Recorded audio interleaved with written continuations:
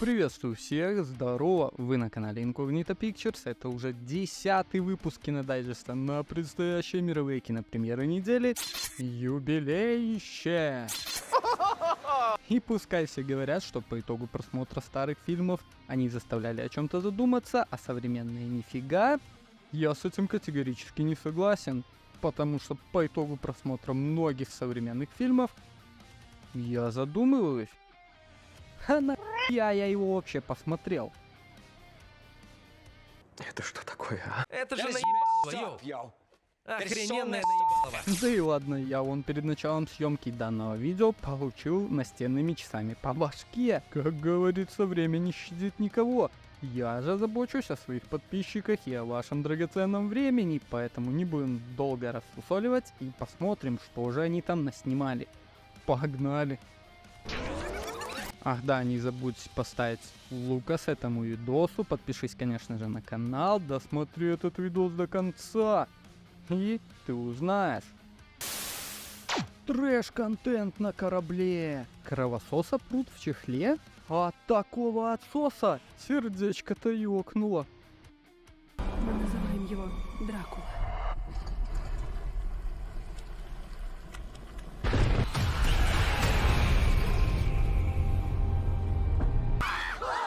Вот же страшное дерьмо!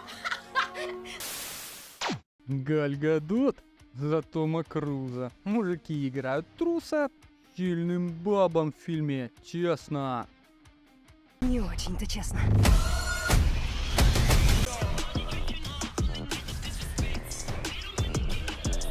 Мужика найдите! Кикиморы!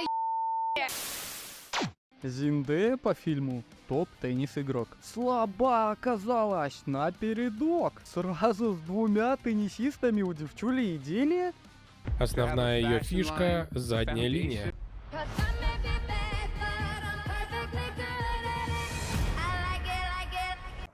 Да, нам это нравится. Кибергонщик водит круто, но хотит нюхнуть мазута. По приколу вписался в реальный турнир. Пора удивить мир. Гран-туризмо. Привыкни к аппарату. Фильмы, говоришь? Ха.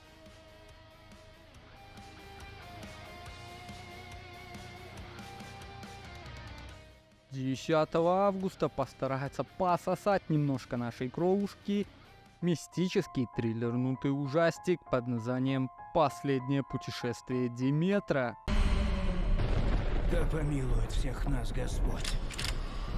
Я уже обосрался. Очень страшно. Фильм расскажет нам очередную историю про главного сосателя всея синематографа, задолбавшего всех уже да не могу, графа Дракулу, который в очередном своем приключении на корабле уже при путешествии в Лондон в каком-то деревянном чехле замутит нехилый такой трешняк. Смотри, не обосрись! Пассажиры суденышка, конечно же, не в курсе, какого авторитетного чувака они перевозят. И, затусив на славу, разбудили его, за что в итоге и поплатились. Ух ты, готовьте могилку. По итогу популярной истории на судне в итоге никого не осталось. Но как же мы узнали об этом? А кораблик прибило к берегам какого-то неизвестного острова, и, начитавшись вдоволь судового журнала, что там происходило, вот появилась вот такая история. Я же думаю, что по итогу фильма у нас в живых должен остаться или негр, или сильная баба, в зависимости от тренда. Так, черная братва, замочили двух белых, и мы сваливаем. Погнали же, погнали, хватай свою, сматываемся. Поехали, поехали. Стоит сказать, что для своего жанра фильм снят довольно-таки добротно, а из узнаваемых актеров можно выделить только лукового рыцаря из «Игры престолов». Кто? Хуй в пальто. Ну да и ладно, зато у меня к этому фильму для вас офигенная новость. Вот вы знали, что в 20 лет граф Дракула был довольно-таки молодой, неопытный, начинающий вампир. И многие несознательные его жертвы давали ему пососать не то, что положено сосать порядочному вампиру. Давай, блядь. Эх, старость не радость. Да и молодость гадость. Костя, в чем дважды, когда все в порядке? 10 августа понаблюдаем за тройничком в мире большого тенниса при выходе мелодраматической спортивной драмы под названием «Претенденты» с Зендаей в главной роли. Я знаю. По сюжету мы будем наблюдать за жизнью молодой перспективной теннисисточки, которая всех рвет и мечет на последних турнирах, рвется в топ-1, хочет стать первой ракеткой мира. Ты серьезно, что ли? Красивая, а мозгов маловато. Влюбляется в двух корешей-теннисистов, которые также выступают супер-пупер топово, и у них замучивается тройничок. Что за намеки? Но судьба злодейка привносит коррективы в эти нестандартные отношения, и Зендая получает травму во время какого-то турнира, отдает предпочтение одному из корешей. А почему он, а не я? Лох и чмо! Но на протяжении всей своей карьеры она любит и второго чувака, но живет с этим, у них какие-то соревнования в этом вопросе. Короче, трэш, угар и садомия. Сказала, что любит тебя! Думай, что любит тебя! Да она не может любить меня! Черное позорище. Но это с какой стороны поглядеть? Ну и гендерный бог им судья, как говорится, а у меня для вас к этому фильму довольно-таки интересная история. Во время теннисного матча какой-то комментатор по итогу очень такого серьезного розыгрыша двумя довольно-таки атлетичными теннисистками сделал один очень важный вывод. Это ее железное очко. Она его заслужила. Ай, бля. Ну вы чё, не разбираетесь в большом теннисе? Заслужила она его. Хочу отметить, ты не такая, как все. Я могу грецкий орех расколоть этим местом. А 11 августа постараемся не получить лифчиком по морде при выходе криминального триллернутого боевика про женскую силу под названием «Каменное сердце». И теперь главное я. По части кунилингуса. Ну а в главных ролях стоит отметить Джейми Дорнана, ну, который в 50 оттенках чего-то там. Ты запиваешь шампанское коньяком? Да. Что ты извращенец?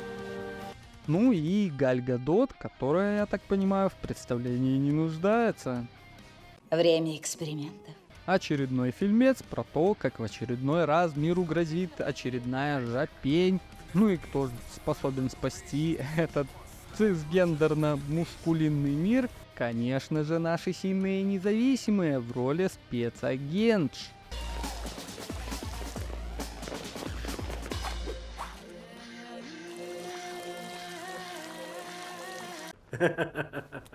При просмотре фильма не оставляет ощущения того, что сценарий слепили из Джеймса Бонда, миссия невыполнима, писали его под мужика, потом решили, чё мы, блин, от повесточки отстаем, и на роль под мужика пихнули нашу Галь Гадот. Ага, понятно. В сюжете полно спецэффектов, экшона, всяких невыполнимых миссий, с которыми будут справляться наши сильные и независимые. Прям ангелы Чарли какие-то. Ангелы!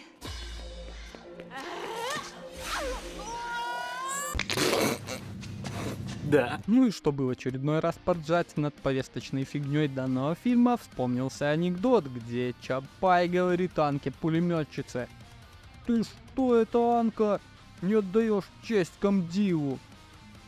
Она ему в ответ: «Я уже Петьке отдала». Вот ваше место. Осуждаю. Осуждаю. У нее появилось чувство юмора?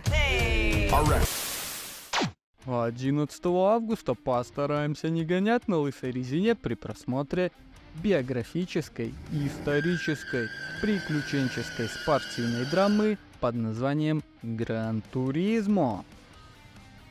Все, чего я хотел, это стать гонщиком. Я сделаю это. Веришь ты в меня или нет?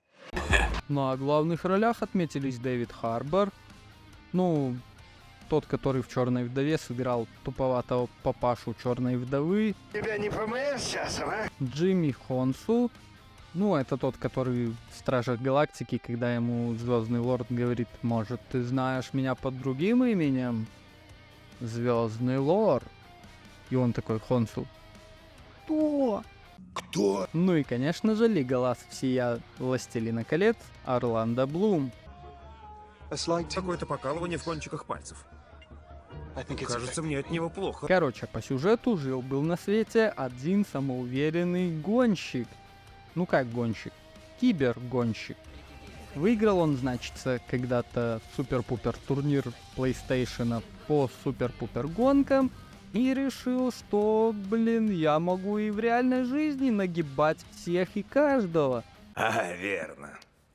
Хонсу в фильме отыгрывает папашу этого самого засранца, который все ходит и ноет: «Я хочу выиграть в реальной гонке! Я хочу стать реальным гонщиком!» Ну ты молодец, пи***ц, блядь. Ну, а Хонсу ему, как и в «Стражах Галактики», отвечать должен. Гроза галактики. И на почве этого противостояния с отцом чувак попадает в команду, где набрали супер-пупер гонщиков из киберспорта и хотят из них сделать супер-пупер гонщиков в реальной жизни. Неважно, что у машины под капотом. Самое главное — это то, кто сидит за рулем. Конечно же, на ипподроме его все подъебывают, типа что: «Вот с джойстиком было лучше, да? Ха-ха, лошара». С джойстиком-то проще, наверное.